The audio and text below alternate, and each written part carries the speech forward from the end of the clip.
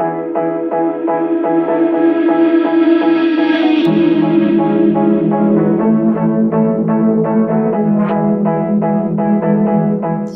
Students, biology के online class पे आप सभी का एक बार फिर से बहुत बहुत स्वागत है। आज हम हमारा फर्स्ट चैप्टर के जिस पड़ाव पे आप पहुंचे हैं वहां पे हम जानेंगे नोमेनक्लेचर के बारे में। नोमेनक्लेचर यानी कि ये बहुत ही इंपॉर्टेंट सा एक स्टेप है हमारे मॉडर्न टैक्सोनॉमी की। क्यों? इस स्टेप में हम ऑर्गेनिजम्स को आइडेंटिफाई करने के बाद उसके नाम दिए जाएंगे। यहाँ पे हम उसके नाम देते हैं। चलिए नोमेनक्लेचर किसे बोलते हैं इसको एक बार जान लेते हैं। ठीक है, देखिए ये कहा जाता है, डिफिनेशन से पहले ये जानना पड़ेगा कि इसका कॉन्सेप्ट कहां से आया। ये जाना जाता है कि number of known species described ranges के बिटवीन, जो उसका डिस्क्राइब्ड रेंज है जिसके बारे में हम जानते हैं कि इतना स्पीशीज प्रेजेंट है, वो क्या है 1.7 टू 1.8 मिलियन। अभी देखिए ये 1.7 टू 1.8 मिलियन जो नंबर आप दिख रहे हो, आप जान लेना यहाँ से इससे 2 to 3 टाइम्स ज्यादा है। इससे 2 to 3 टाइम्स ज्यादा है जो ओरिजिनल लिविंग ऑर्गेनिजम्स है जिसके बारे में हम जानते तक नहीं है। बस इतना ही आइडेंटिफिकेशन और नोमेनक्लेचर कंप्लीट हो पाए हैं। ठीक है, लेकिन प्रॉब्लम ये है कि इसको हम इसके लोकल नाम से जानते हैं। कैसे? देखो, अगर पानी को तुम बोलोगे, पानी को पानी कहा जाता है, उसको बंगाली में कुछ और कहा जाता है, उसको मराठी में कुछ और कहा जाता है, इंग्लिश में वाटर कहा जाता है। आप चले जाओ ग्रीस में, वहां पे उसको एक्वा कहा जाएगा। लेकिन पानी को डिफरेंट लैंग्वेजेस में डिफरेंट वर्ड के साथ आइडेंटिफाई किया जाता है, ये तो ओके है, चलेगा। लेकिन जब हम साइंस पे, जब हम कोई ऑर्गेनिजम्स को लेके काम करें, तब जब एक ऑर्गेनिजम्स के बारे में कोई एक साइंटिस्ट डिस्क्राइब कर रहे हैं, कोई एक कंट्री में बैठ के, मानो कि फ्रांस में बैठ के वो उस ऑर्गेनिज्म को डिस्क्राइब कर रहे हैं या फिर उस ऑर्गेनिज्म के बारे में बोल रहे हैं, या इंडिया का साइंटिस्ट तो उसको पहचान ही नहीं पाएगा कि वो किसके बारे में बोल रहे हैं। तो पूरे देश के जो, मतलब पूरे विश्व के जो साइंटिस्ट है, वो एक बात पे कॉमन उनको लगा कि ये होनी चाहिए, क्या होना चाहिए कि ये जो सारे के सारे ऑर्गेनिजम्स है उसका एक कॉमन नेम होनी चाहिए। ठीक है, सिंपल सी बात, उसका एक कॉमन नेम होनी चाहिए ताकि फ्रांस में बैठे हो, चाइना में बैठे हो, जापान में बैठे हो, या फिलीपीन में बैठे हो, या फिर इंडिया में बैठे हो, सारे के सारे साइंटिस्ट, सिर्फ साइंटिस्ट ही नहीं, सारे के सारे जो स्टूडेंट है ऑर्गेनिज्म को एक नाम से जाने ताकि कोई कंफ्यूजन क्रिएट ना हो। वहीं से शुरू हुआ ये नोमेनक्लेचर का प्रोसीजर। ठीक है, देखिए तो यहाँ पे एक नीड, किसका need? Standardize the naming pattern. Naming pattern को स्टैंडर्डाइज करना बहुत जरूरी है, ये समझा गया ताकि पर्टिकुलर ऑर्गेनिज्म को एक ही नाम से ऑल ओवर द वर्ल्ड जाना जाए। ठीक है, देखिए तो हम अभी जाने कि नोमेनक्लेचर को डिफाइन कैसे कर सकते हैं, जो जिसके बारे में मैं बोल रही थी। देखिए, the process of naming of animals, animals को जिस प्रोसेस में हम नाम देंगे विद डिस्टिंक्टिव नेम्स, जिसको साइंटिफिक नेम कहा जाता है, उसको डिस्टिंक्टिव नेम देंगे, उसी को हम बोलेंगे क्या? नोमेनक्लेचर। ये जो नेमिंग ऑफ ऑर्गेनिजम्स होगा, लेकिन इसके तो एग्जैक्ट कोई गाइडलाइन होनी चाहिए, क्योंकि गाइडलाइन के सिवा अगर आप बोलते रहो कि नोमेनक्लेचर, ऐसा तो नहीं चलेगा, क्योंकि हर एक देश के साइंटिस्ट अलग अलग सा गाइडलाइन क्रिएट कर सकते हैं। नहीं, यहाँ पे भी सारे साइंटिस्ट यूनाइटेड होके क्या डिसीजन लिए? देखिए, international code for zoological nomenclature, यानी कि जिसका शॉर्ट फॉर्म कहा जाता है ICZN, या फिर international code of botanical nomenclature होता है, जिसका बोटैनिकल नोमेनक्लेचर होते हैं, जिसको ICBN के नाम से जाना जाता है। बिल्कुल इसी तरह से IC बैक्टीरियन नोमेनक्लेचर होता है, जहां से बैक्टीरिया का नोमेनक्लेचर होता है। बिल्कुल इसी तरीके से अलग अलग चीजों के अलग अलग तरीके से नोमेनक्लेचर होता है, जिसका गाइडलाइन देते हैं ये सारे संस्थाएं, ICZN, ICBN, ICBSN, यानी कि जो बैक्टीरियल नोमेनक्लेचर ऐसे होते हैं। वायरस के लिए भी अलग से है। ठीक है, तो अभी हम नोमेनक्लेचर की एक टाइप के बारे में पढ़ेंगे। टाइप क्या है उसका? देखिए, नाम लिखा गया है बाइनोमियल नोमेनक्लेचर। ओरिजिनली इसको बाइनोमियल कहा जाता है, या फिर इसको ओरिजिनली बाइनोमियल बोलते थे। बाइनोमिनल भी बोल सकते हो, बाइनोमियल भी बोल सकते हो, सेम ही। बाई का मतलब क्या होता है? दो, बाई का मतलब हमेशा दो होता है। तो ये कैसे होता है? देखो, बाई का मतलब दो होता है। नोमियल या फिर नॉमिनल, नॉमिनल या फिर नोमियल का मतलब नेमिंग होता है। नोमेनक्लेचर का मतलब होता है द सिस्टम ऑफ नेमिंग। जैसे कि ये रहा हमारा एग्जाम्पल, देखो दो है, नंबर 1 पार्ट, फर्स्ट पार्ट और सेकंड पार्ट। यही है बाइनोमियल या फिर बाइनोमिनल नोमेनक्लेचर का तरीका। ठीक है, अभी देखो बाइनोमियल नोमेनक्लेचर के बारे में कुछ जान लेते हैं। कौन पहले किया था, इसका आइडिया पहले कौन दिया था? कैरोलस लीनियस ने। इसके बारे में हम जान चुके हैं, जो कि स्वीडिश बॉटनिस्ट थे, जो पॉपुलराइज किया था इस पर्टिकुलर आइडिया को, बाइनोमियल नोमेनक्लेचर को। ये है हमारे कैरोलस लीनियस। कहाँ पे सबसे पहले उन्होंने इस चीज को पॉपुलराइज किया था? इस बुक पे, सिस्टेमा नेचर या फिर सिस्टेमा नेचुरी कहा जाता है। ये हमें पता है कि ये एक लैटिन लैंग्वेज में लिखा हुआ बुक है। उन्होंने इस बुक का जो 10th एडिशन है सिस्टेमा नेचर या फिर सिस्टेमा नेचुरी का, वहीं पे इसका जिक्र पहली बार किया था। ठीक है, चलिए आगे बढ़ते हैं। देखिए, ये इस तरीके का जो नोमेनक्लेचर होता है, जहां पे एक एप्रोप्रिएट साइंटिफिक नाम दिया जाता है, वहां पे दो कंपोनेंट्स प्रेजेंट होते हैं, जिसके लिए इसको बाइनोमेन कहा जाता है। बाइनोमेन कहा जाता है। अभी फर्स्ट वर्ड जो होगा, जो फर्स्ट पार्ट होगा, उसको हम क्या बोलेंगे? उसको बोलेंगे जेनस, प्लूरल में बोलेंगे जेनेरा।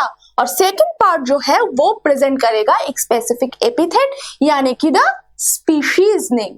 ठीक है, ये जो वर्ड हो रहा है जीनस, ये हो गया हमारा नाउन, और दूसरा जो हो गया स्पीशीज, ये हो गया एडजेक्टिव। अभी आप बोलोगे कि आप यहाँ पे ग्रामर क्यों बोल रहे हो? ग्रामर बोलना जरूरी है। क्यों? देखो, अगर मैं बोलूं कि एक कोई भी एक साइंटिफिक नेम ले लो, जैसे कि पैंथेरा टाइग्रिस, मैं पैंथेरा टाइग्रिस बोली, उसके बाद मैं एक और साइंटिफिक नेम बोल रही हूं, जैसे कि पैंथेरा लियो। हमें पता है ये है हमारा टाइगर, ये है हमारा लायन। अभी प्रॉब्लम क्या है? क्यों नाउन और एडजेक्टिव की बात आ रही है? देखो, पैंथेरा ये हो गया हमारा जीनेरा, ये हो गया स्पीशीज। मैं बोल रही हूं कि ये सब क्या है? नाउन है। ये सब क्या है? एडजेक्टिव है। नाउन और एडजेक्टिव का फंडा क्या है? एडजेक्टिव क्या करता है? नाउन को डिफाइन करता है। गुड गर्ल, गर्ल कैसा है? गुड है। बिल्कुल उसी तरीके से देखो, अगर मैं यहाँ पे आपको बोलूं कि टाइग्रिस, तो पैंथेरा कैसा है? ये पैंथेरा है, लेकिन कौन सा वाला पैंथेरा है? टाइग्रिस वाला पैंथेरा, यानी कि टाइगर है। आप आइडेंटिफाई कर पा रहे हो, इसलिए एडजेक्टिव। पैंथेरा है, लेकिन कौन सा वाला पैंथेरा है? लियो वाला पैंथेरा है, तो ये हो गया एडजेक्टिव, ये हो गया नाउन। यही कॉन्सेप्ट यहाँ पे हम काम पे लगाए हैं। अभी देखो, ये जो जेनेरिक नेम्स का शुरू होता है, ये जेनेरिक नेम हमेशा कैपिटल लेटर से शुरू होता है। स्पीशीज का नाम जो होता है वो हमेशा स्मॉल लेटर से शुरू होता है। देखो, जब मैं साइंटिफिक नेम लिखी थी, मैं ऐसे लिखी थी ना, पैंथेरा, फिर लिखी थी टाइग्रिस, तो मैं क्या की, पी को कैपिटल रखा, टी को स्मॉल रखा। यही है फंडा। आगे देखो, names must be in Latin और लैटिनाइज्ड फॉर्म, क्योंकि ये जो सारे साइंटिफिक कामकाज बायोलॉजी में हम करते हैं, जो लैंग्वेजेस जो बोलते हैं, वो सारे के सारे कौन से भाषा में होते हैं? लैटिन में होते हैं। नाम यूजुअली प्रिंटेड होगा तो इटलिक्स में लिखा जाएगा, इटलिक टाइप में लिखा जाएगा। हमें पता है इटलिक फॉन्ट कौन सा है, हम सबको पता है आजकल। लेकिन जो बात है कि अगर वो प्रिंटेड रहा तो वो इटलिक्स पे हो सकता है, जैसे कि स्लाइड में प्रिंटेड रहा हो, कहीं पे साइंटिफिक नेम आपको दिखे, वो आपको इटलिक्स में दिखेगा। लेकिन हम तो इटलिक्स नहीं लिख सकते, तो हम क्या करें? हम जो करेंगे, जब रिटन होगा दो वर्ड्स, तो अंडरलाइन करना पड़ेगा सेपरेटली। देखो, मैं की हुई है, मैं जो यहाँ पे पैंथेरा टाइग्रिस लिखी हूं, मैं इसके अंदर अंडरलाइन की हूं। मैं अगर लिखूंगी पैंथेरा लियो, तो मैं उसको सेपरेट करके अंडरलाइन करूंगी, क्योंकि मैं इटलिक्स नहीं लिख सकती। मैं ये प्रिंट फॉर्म नहीं है, ये रिटन फॉर्म है। तो रिटन फॉर्म में सबसे पहला जो बात है, इसको कैपिटल रखो, इसको स्मॉल रखो, दोनों को अंडरलाइन करो। बहुत इंपॉर्टेंट सा रूल है। अब एग्जाम्पल यहाँ पे दिया गया है, देखो, फेलिस लियो। फेलिस लियो देखो, थोड़ा सा इटलिक्स पे लिखा गया है, यहाँ पे अंडरलाइन नहीं है। क्यों अंडरलाइन नहीं है? क्योंकि ये प्रिंटेड फॉर्म है, यहाँ पे अंडरलाइन नहीं होगा, यहाँ पे बस इटलिक्स पे लिखा जाएगा। इस नाम पे फेलिस रिप्रेजेंट करता है क्या? जीनस को। लियो रिप्रेजेंट करते हैं किसको? स्पीशीज को, यानी कि स्पेसिफिक एपिथेट को। ये जो नाम टैक्सोनॉमिस्ट, मतलब ये जो साइंटिफिक नेम्स है, कोई ना कोई टैक्सोनॉमिस्ट उस चीज को आइडेंटिफाई करके उसका नाम दिया था, ऐसे ही नाम नहीं दिया गया। लेकिन वो साइंटिस्ट जो उसको जिन्होंने उसका नाम दिया, उनको पास हमको ग्रेटफुल रहना चाहिए, उनका नाम हमें याद रखना चाहिए। उसको हम कैसे याद रखें? देखो, फेलिस लियो लीनियस या फिर फेलिस लियो लिन, या फिर वो भी नहीं लिख रहा, फेलिस लियो एल, टाइम शॉर्ट है तो फेलिस लियो एल, बस ऐसे लिखना चाहिए। देखो, या तो हम क्या कर सकते हैं, उसका नाम पूरी तरीके से लिख सकते हैं आफ्टर द साइंटिफिक नेम, या फिर उसका नाम का बस इनिशियल लिख सकते हैं फेलिस लियो लिन, या फिर वो भी ना लिख के बस नाम का पहला लेटर लिख सकते हैं, एल लिख के डॉट। तो ये तीनों ही करेक्ट फॉर्म है टू रिमेंबर द साइंटिस्ट, उसके नाम लिखने का। ठीक है, और देखो ये सारे के सारे जो है ये इटलिक्स पे लिखे गए हैं। ठीक है, आगे बढ़ते हैं। अभी देखो, जो ईयर ऑफ डिस्कवरी है, अभी साइंटिस्ट का नाम हो गया, लेकिन ईयर ऑफ डिस्कवरी, जब ही कोई भी साइंटिफिक नेम या आइडेंटिफिकेशन होगा, उसको साइंटिफिक जर्नल में पब्लिश किया जाएगा, तब है ये the exact way of writing the scientific name. हम हमेशा ऐसे नहीं लिखते, हम बस उसको लिख के अंडरलाइन करके छोड़ देते हैं। हम याद नहीं रह सकते कि कितना सारा साइंटिस्ट है, किस किस को आइडेंटिफाई किया, कौन सा उसका ईयर है। लेकिन जब भी ये सारी चीजें साइंटिफिक नेम्स को लेके, कोई ऑर्गेनिज्म को डिस्क्राइब करके वो जब साइंटिफिक जर्नल में पब्लिश होते हैं, तब यही है द एग्जैक्ट जो तरीका है उसका, यही है। ठीक है, तो ये डिस्कवरी जिस साल में किया गया है उसको लिखना है बिल्कुल ऐसे। देखो, नाम हो गया उसका, मतलब आइडेंटिफिकेशन नोमेनक्लेचर हो गया, उसका नाम हो गया, उसके बाद कॉमा डाल के बिल्कुल इस तरीके से उसके बाजू में तो ईयर लिखना होगा। मतलब फेलिस लियो लीनियस ने आइडेंटिफाई किया था कौन से साल में? 1758 में। ठीक है, अभी देखो, जब ऐसा होता है कि यहाँ पे मैं बार बार एग्जाम्पल में बोल रही थी फेलिस लियो, लेकिन आप मुझे पूछोगे कि फेलिस लियो नाम का कोई चीज तो नहीं है, अभी तो है क्या? Panthera leo. मतलब ये जिनेरा जो पहले वाला था वो अभी चेंज हो गया, वो अभी एक जिनेरा नहीं रहा, वो अभी सब्सिक्वेंटली क्या हुआ, वो अभी एक अलग सा जिनेरा में आ गया है। तो क्या होगा? ओरिजिनल ऑथर का नाम और ईयर, ये जो है हम कहाँ पे लिखेंगे? वो लिखेंगे हम पैरेंथेसिस पे, जैसे कि पैंथेरा लियो हो गया अभी, ब्रैकेट यानी कि पैरेंथेसिस के अंदर हम लीनियस कॉमा 1758 लिखेंगे। ये पैरेंथेसिस जब भी आप दोगे, ये डिफाइन करेगा कि ये नाम, ये जेनेरा पहले ये नहीं था। लीनियस ने जब डिस्क्राइब किया था तब ये जेनेरा वहां पे नहीं था, वहां पे कुछ और था, अभी वो चेंज होके पैंथेरा आया है। तो जो साइंटिस्ट जानते हैं ये सारे नोमेनक्लेचर के बारे में, तो वो लिखने का तरीका देख के बोल देगा कि क्या था और क्या हुआ है। ठीक है, अभी देखो, अगर ऐसा लिखा गया है तो क्या होगा? तभी ये अंडरस्टैंड होगा। क्या? लीनियस ओरिजिनली प्लेस किए थे इसको स्पीशीज नेम लियो पे अंडर द जेनस फेलिस। हमें पता है कि यहाँ पे मैं फेलिस लियो, जो अभी बदल के हो गया है genus Panthera. I think the idea is clear कि कैसे हम एक साइंटिफिक नेम को पूरी तरीके से करेक्टली लिख पाते हैं। अभी देखो, ये है सारे हमारे पैंथेरा जो जेनस है, पैंथेरा जेनस के मेंबर्स हैं। कैसे? पैंथेरा लियो यानी कि लायन, पैंथेरा ओंका यानी कि जैगुअर, पैंथेरा पर्डस यानी कि लेपर्ड, और पैंथेरा टाइग्रिस यानी कि टाइगर। सबसे बड़ी बात तो ये है कि हम जो देश में रहते हैं, इंडिया, यहाँ पे हम ये सारे के सारे देख सकते हैं इस लैंड पे। पता है आपको कि ये पैंथेरा ली और पैंथेरा टाइग्रिस जो है, ये दोनों इंडिया के अलावा कोई भी और कॉन्टिनेंट या सब कॉन्टिनेंट पे आप एक साथ नहीं देख पाओगे। इंडिया केवल मात्र देश है जहां पे आप नेचुरली, ऐसा एक कंट्री है जहां पे दोनों simultaneously, I am not talking about कि एक ही जंगल में होते हैं, लेकिन एक ही लैंड पे रहते हैं। यही है, इसीलिए तो इंडिया को कहा जाता है क्या? माइक्रोवर्शन ऑफ द अर्थ, है ना। सब कुछ है, डेजर्ट से लेके कोल्ड डेजर्ट तक सब कुछ है यहाँ पे। तो एनीवेज, तो बायोलॉजिकली अगर हम देखें तो ये सारे के सारे पाए जाते हैं किसी न किसी जंगल ऑफ इंडिया पे।